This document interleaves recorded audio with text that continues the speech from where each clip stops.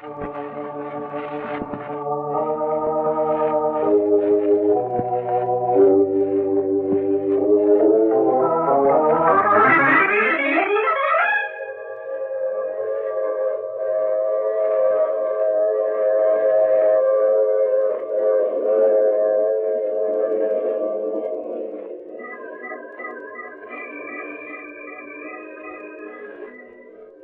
Mutual Broadcasting System presents The Mysterious Traveler.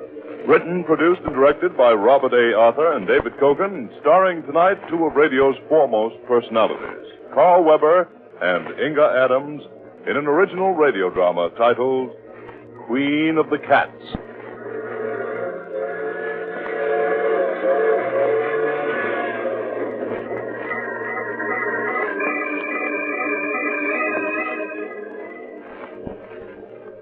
This is the Mysterious Traveler, inviting you to join me on another journey into the realm of the strange and the terrifying. I hope you will enjoy the trip, that it will thrill you a little and chill you a little. So settle back, get a good grip on your nerves, and be comfortable, if you can, as we prepare to meet the Queen of the Cats.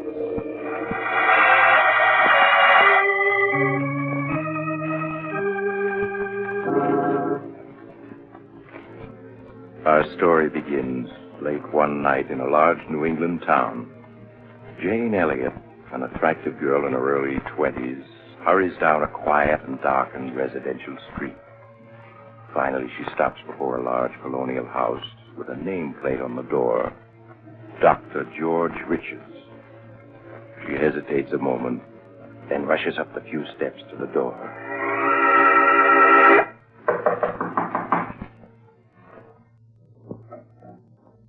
Yes?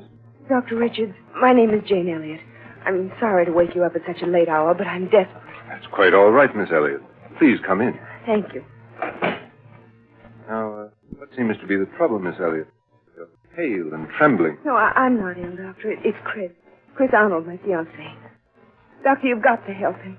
You've got to, or something terrible will happen. I know it will. I'll do everything I can, Miss Elliott. Now, please tell me what's wrong. Well, I don't know what's wrong. All I know is that Chris is frightened. He's in deadly fear of something. I see. Where is your fiancé now? At his home, Brookfield Manor. Doctor, I know it's late, but won't you come with me and see Chris? He needs help desperately. Please, Miss Elliott, you mustn't cry. Of course I'll come with you, and I'll do what I can.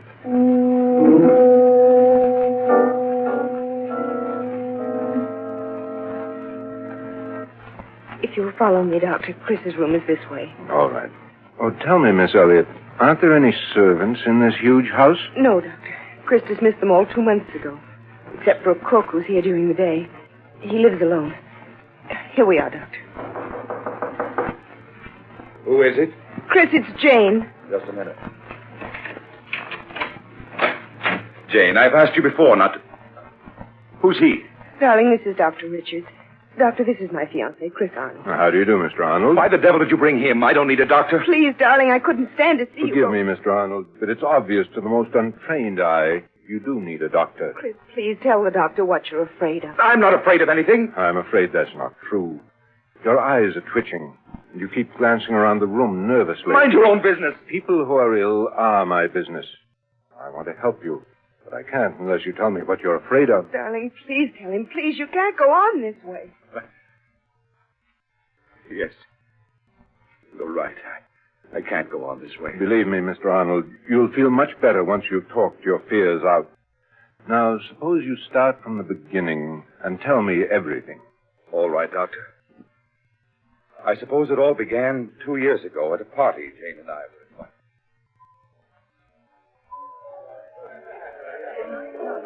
Oh, Chris, isn't this a wonderful party? The only thing wonderful about it is you. Oh, Chris, don't. People are watching. A fine thing when a man can't kiss his best girl in public. At Miss Tyndall's school, we were taught a young lady never kisses a man in public. Miss Tyndall is setting romance back 50 years. Who are you looking for? Rana Farouk, my roommate at Miss Tyndall's. Oh, she's the Egyptian girl you were telling me about. Yes, I want you to meet her. Only, better not fall in love with her, as every other man does. Sounds as though she's a second Cleopatra. Oh, there she is, Chris. Come on. So that's Rana. No wonder men can't resist her. Chris, your mouth is open. Rana. Hello, James. I've missed you. Rana, this is Chris Arnold. Chris, Rana Farouk.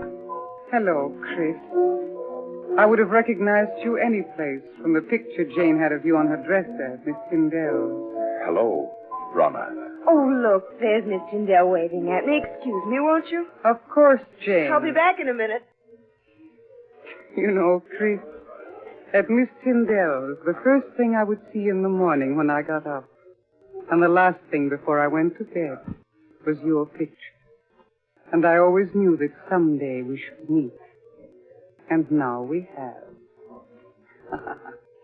Why are you staring at me like that? Aren't you going to say anything? I prefer just to look.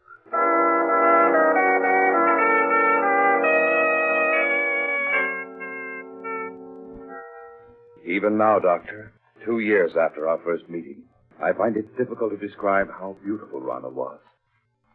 She had lustrous black hair that came down to her shoulders, green eyes that bewitched you. And she walked. She was so lithe and graceful that every eye in the room followed her. I was captivated the moment I saw her. I see. Well, what happened after that first meeting? Rana also seemed attracted to me. After that night, we saw each other constantly. Nothing seemed to matter to me when I wasn't with her. It made me indescribably happy to learn she felt the same way. So, just a month after we'd met, we were married. Please go on, Mr. Arnold. In the months that followed, I began to see Rana not as the image I had been infatuated with, but as she really was. Vain, selfish, and intensely possessive. She couldn't bear to have me out of her sight. And if I was, when I returned, there would be questions. Countless questions. I began to dread seeing her. And then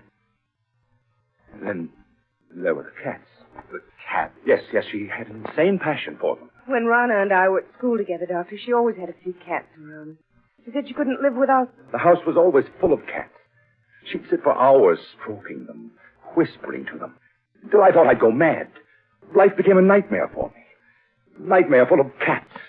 And Rana asking questions, endless questions, as to where I'd been and whom I'd seen. Finally, one day I realized I couldn't go on living with her any longer. That our marriage had been a mistake. I decided to tell her so that very evening.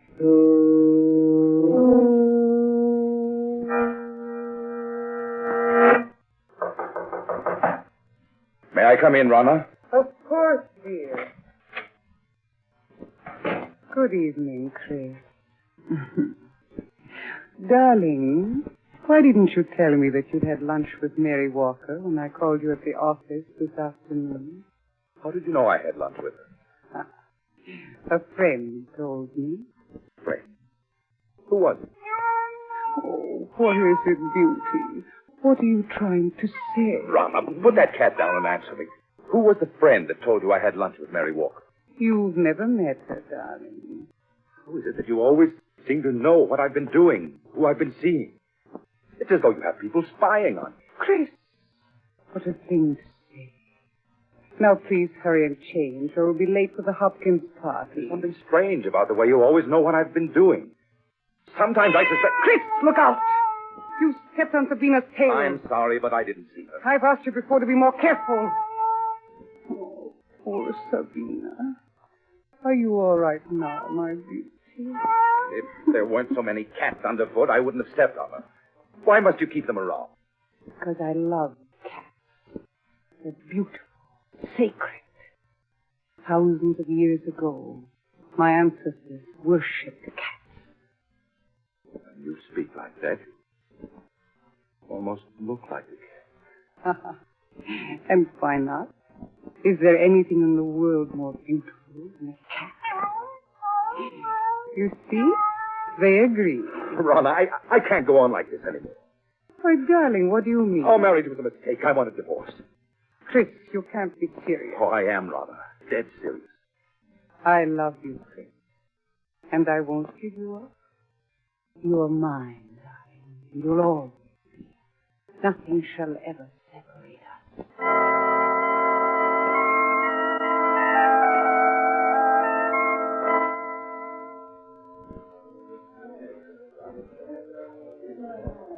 Would you care for a cocktail, sir? No, thank you.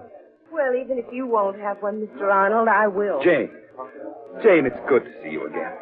Just let me look at you. It's good to see you, too, Chris. You're as lovely as ever, Jane.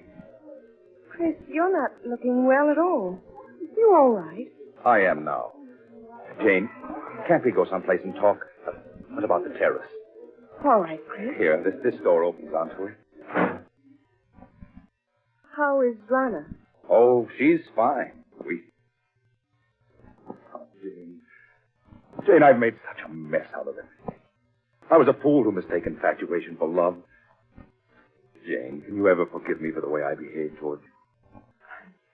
There's nothing to forgive.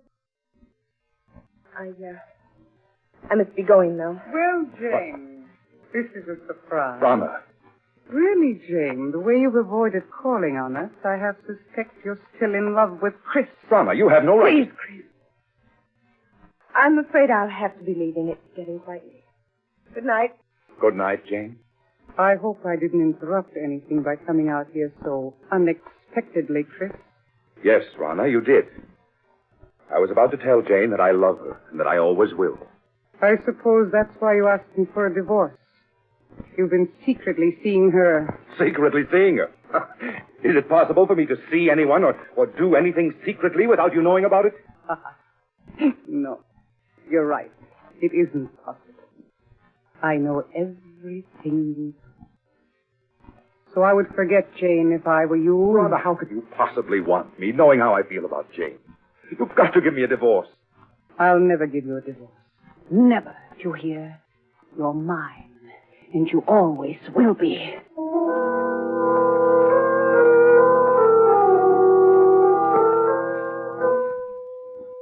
I can still see her, Doctor. She stood there, hissing at me. Chris, you're mine, and you always will be. Suddenly I realized that she looked like a cat. An angry cat. Her green eyes, cold and murderous. Her long nails digging into my arms. Her body tense. For a moment I thought she was going to scratch my eyes out. After that night, I hardly spoke to Rana. I treated her as a stranger.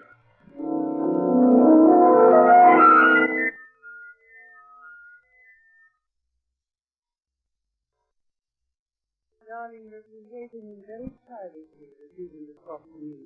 It's been a month now. Why are you slowing down? I want to talk to you, Chris, and I can't talk to you while I'm driving. There's no point in your stopping. We have nothing to say to each other. Oh, but we do, darling. Chris, we could be so happy together if you want. You know how much I love you. I'd do anything to make you happy. Anything. Anything? Then you can give me a divorce. So you're still thinking of her? Hoping I'll give you a divorce so you can marry her? Well, I won't. You hear? I won't. I think we'd better be moving along. Chris, you haven't any right to treat me like this. I'm your wife. Only in the eyes of the law, not in my eyes. I hate you. I hate you. You cat! You almost took out my eyes with those claws of yours. I'll scratch your eyes out before I let any other woman have you. This will bring you to your senses. Now, slide over. I'll drive. Very well, Chris.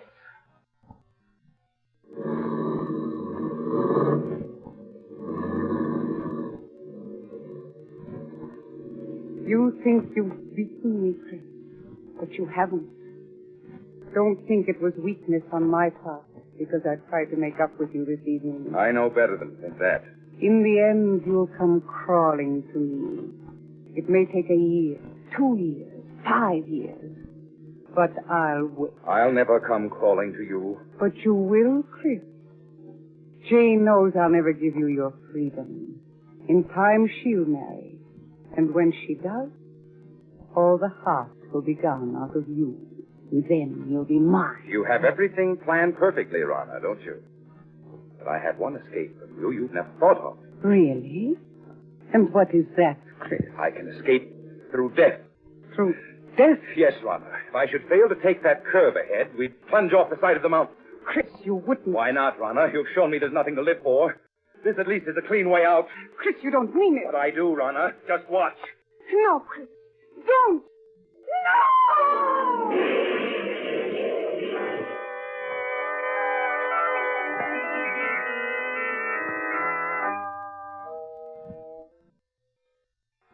When I drove the car over the side of the mountain, Doctor, I thought Rhonda and I were going to our death. But fate decreed otherwise.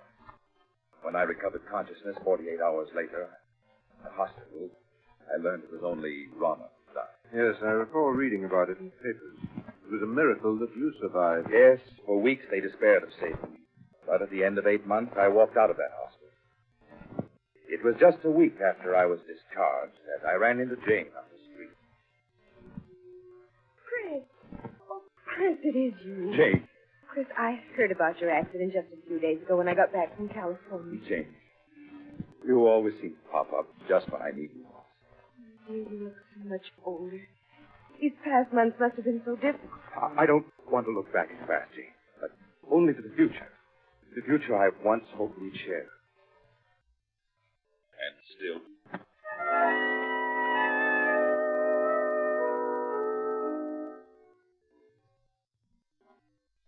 2 months ago, Doctor, Jane and I became engaged.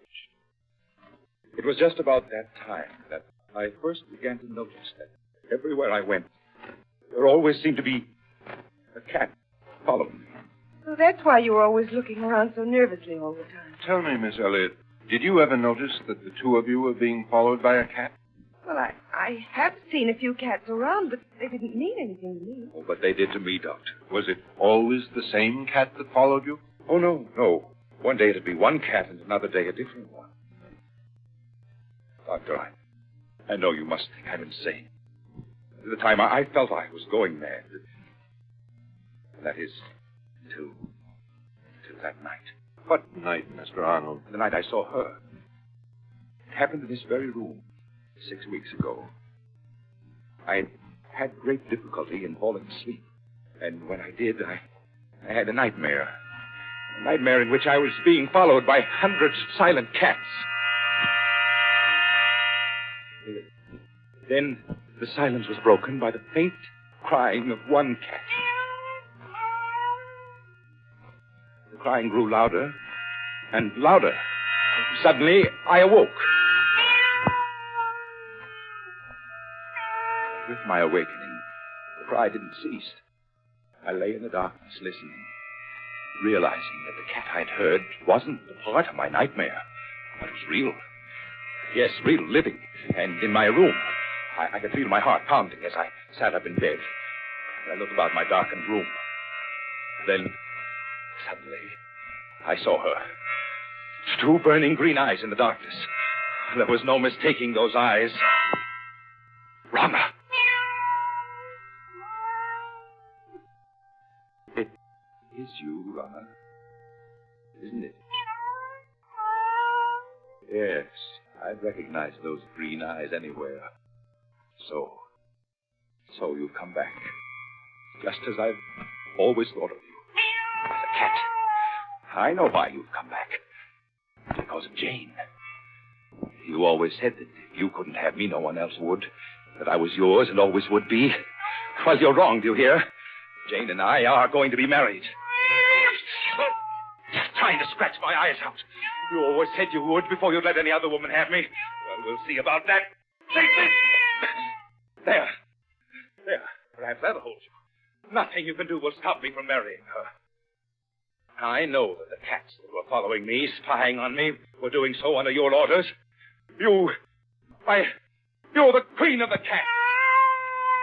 Yes, I should have known. Even when you were in human form, you looked and acted like a cat. You think you're clever, but even if you are the queen of cats, you can't prevent me from marrying Jane. So you think you can? Well, perhaps a bullet between those green eyes of yours is what's needed.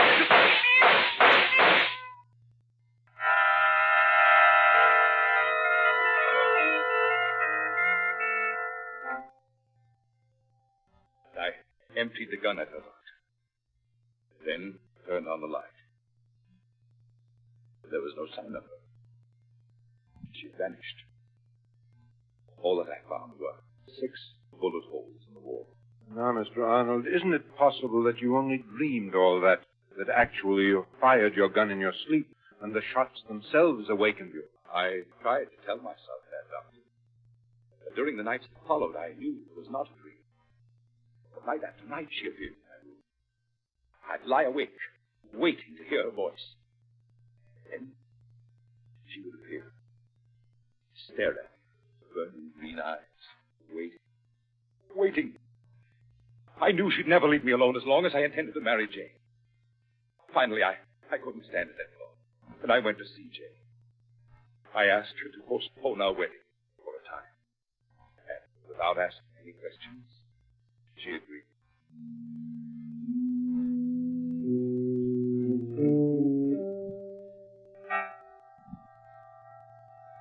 Doctor, the night I put off my marriage with Jane was the first night that Rana didn't appear.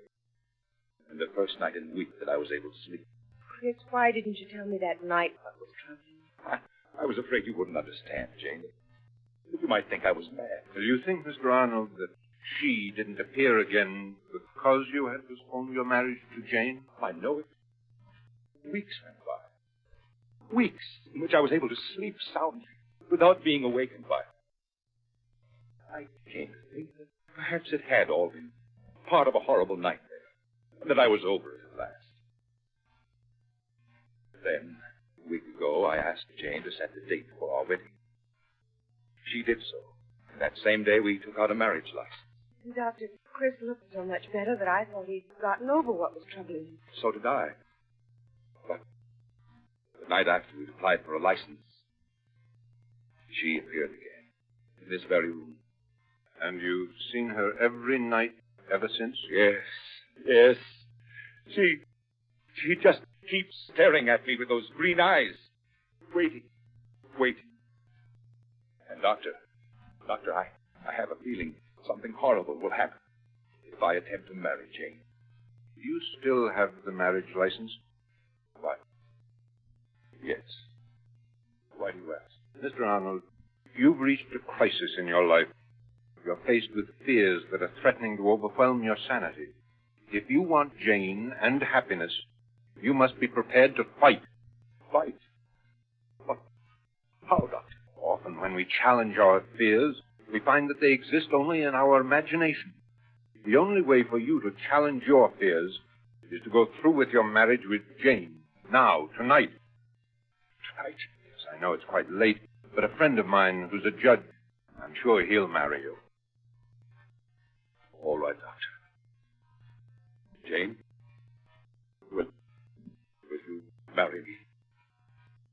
Tonight? Oh, yes, Chris. Yes.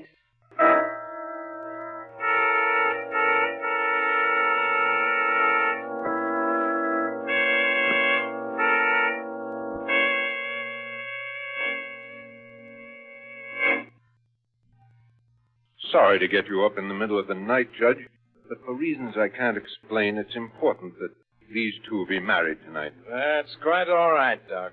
Always glad to oblige a friend. Have you got the license and the ring, young man? Oh, yes, sir. Here's the license.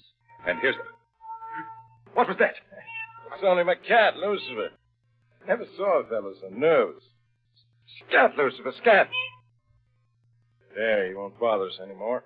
Chris, it's all right. He's gone. What's the matter, son? Don't you like cats? No, he doesn't.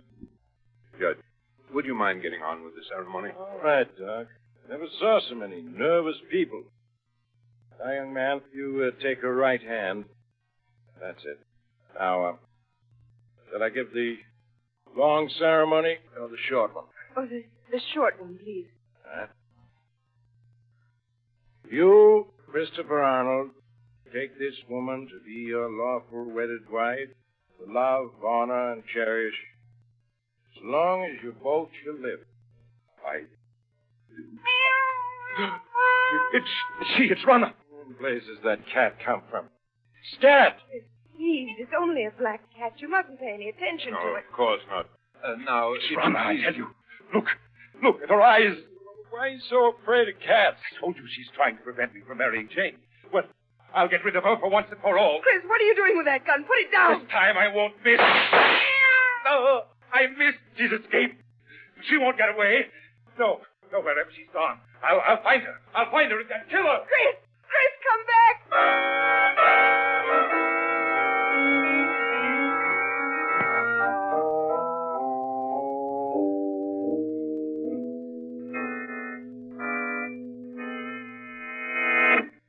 Wait.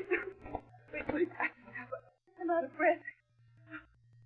Doctor, where can he be? No, Miss Elliot. You can't be far off. We'll find him. There isn't a soul in sight. Doc, you sure he isn't crazy? Please, Judge. Well, he sure acted like he was. Pulling out that gun. Listen. Doctor, that must be Chris firing that gun. Yes. Come on. Those shots came from close by. But, Doc, there's no one in sight. I think those shots came from that driveway just ahead. Hurry, please, hurry. We better take it easy now, Doc. This driveway's in complete darkness. Yes, you're right. Can't see a thing. It's so dark. Have you got any matches, Doc? Oh, yes. Wait a minute. I'll strike one. Afraid it isn't much of a help. Doc, look. Dead cat. What? Yes. He was shot to death. Look. Here's another one that's been shot to death. Oh, but neither of them is the black cat. No. Match is out. Wait a minute. I'll light another one. Come on. Doc, isn't that somebody lying over there? Chris! No, Miss Elliot. You stay with the judge while I look. All right, Doctor. It would never have happened if I hadn't agreed to marry. I was afraid. So afraid. Doc, is it Arnold? Yes. It's him. Dead, isn't he? You can see it in your face. Yes. He's dead. Doc, I don't understand. What happened to him? He's been clawed to bits, as if by hundreds of cats. His face has been torn to shreds, and his eyes.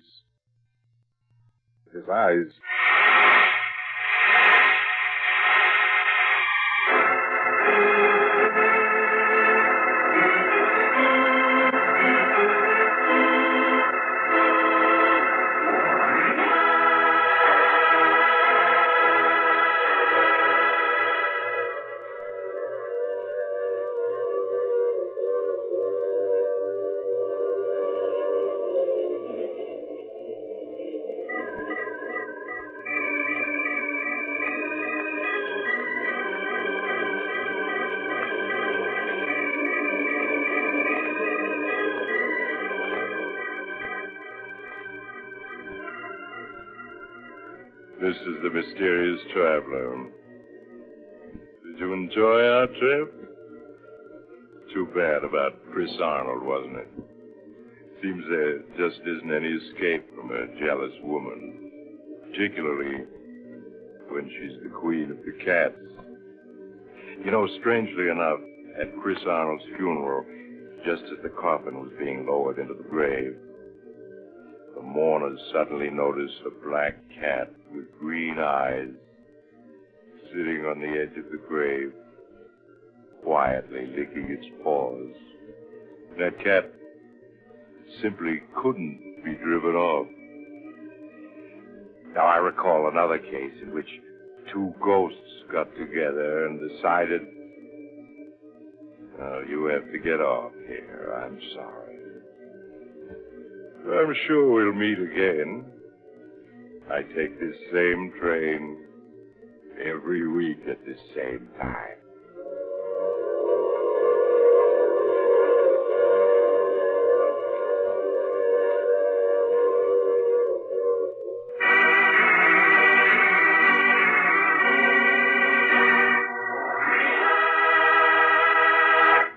You have just just heard The Mysterious Traveler, a series of dramas of the strange and terrifying. All characters in tonight's story were fictitious, and any resemblance to the names of actual persons was purely coincidental. In tonight's cast were Maurice Tarplin, Carl Weber, Inga Adams, Mitzi Gould, John Seymour, and Brad Barker. Original music was played by Paul Taubman. The Mysterious Traveler is written, produced, and directed by Robert Andrew Arthur and David Kogan. Listen next week to a tale titled 0 Hour. Another strange and suspenseful tale of the Mysterious Traveler. This program came to you from New York. Another program of tense and dramatic action will follow in just a minute. Stay tuned to the station for Official Detective. Carl Caruso speaking. This is the Mutual Broadcasting System.